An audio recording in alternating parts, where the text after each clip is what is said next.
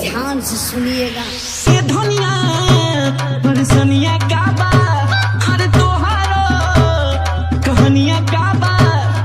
क्या गाना है यार ये धनिया परसनिया का बा, हर तोहारो कहानिया का बा। थोड़ा सा कयूज का कमीक करिए राजा जी, थोड़ा सा कयूज का कमीक करिए राजा जी। कमर भके साड़ी मेरा एक करिए राजा जी, कमर भके साड़ी मेरा एक करिए राजा जी, कमर भके साड़ी मेरा।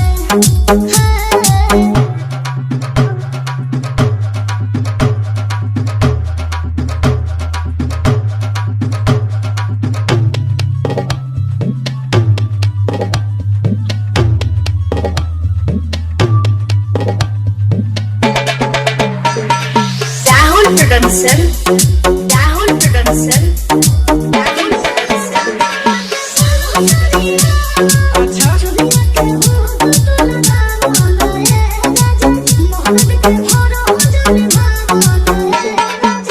एगो धनी अनीता सराम करे दा, बानी मरा अनीता पराग रहे दा।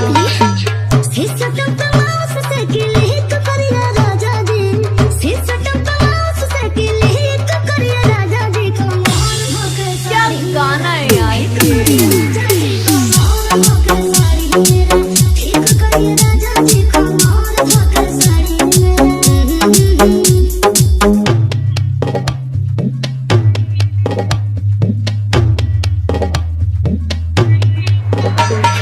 Rahul production, Rahul production, Rahul production, Rahul production.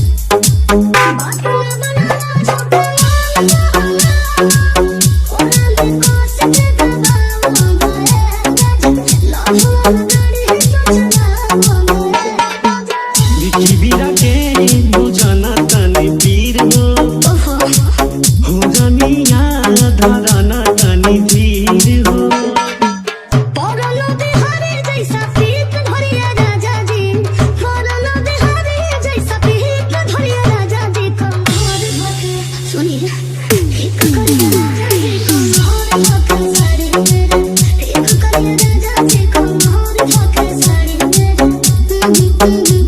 Thank you.